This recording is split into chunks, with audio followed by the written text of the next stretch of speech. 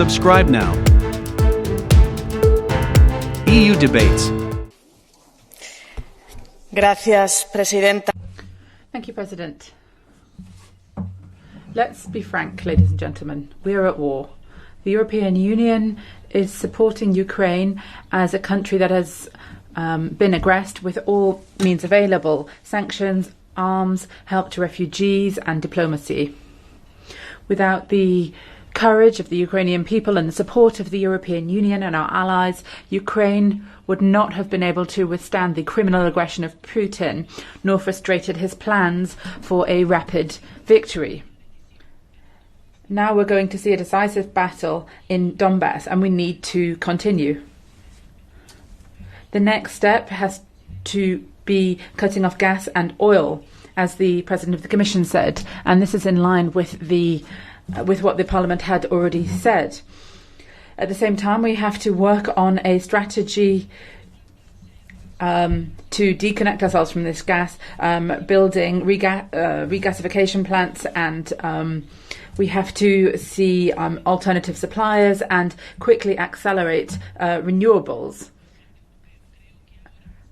I think now more than ever we need to make progress in our policies to fight climate change, because these are the ones which clearly show our shortcomings as the European Union.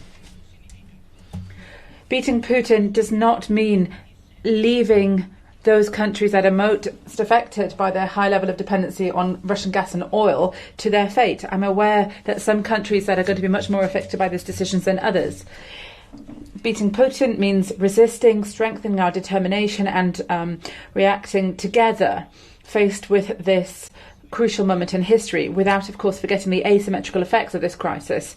I understand, therefore, that it's necessary to stand by the principle of solidarity and to use all means available to do this. Beating Putin also means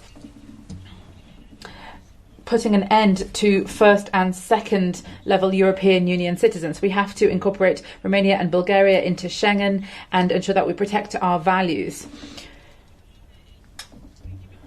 We have to implement the principle, the fundamental principle of the European Union, which is solidarity, supporting refugees. It's not possible that on the one hand we say thank you to these countries for the way that they're handling refugees, but at the other hand we're not able to say that they have the same rights as all other countries when they meet all of the criteria that are necessary to be part of the Schengen zone. And this is particularly what I want to draw Council's attention to. Our citizens are aware of the tragedy that is being lived at the moment.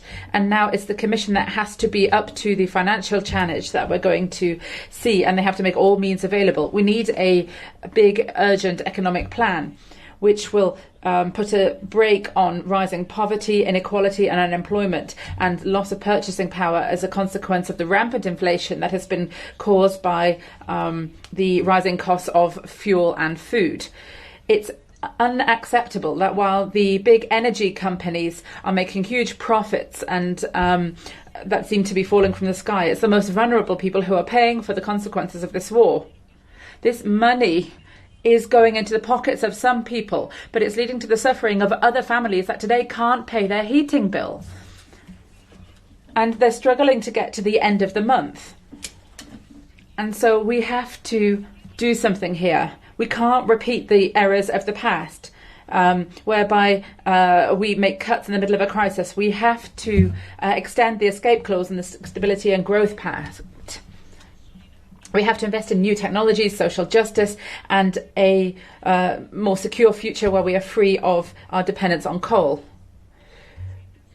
If the European Union wants to be an international leader against autocracy, then we have to ensure that we protect the most vulnerable people against the consequences of Putin, from Africa to closer to home. If Moldova wants to be an independent state and part of this free zone, then they have to have our financial and military commitment.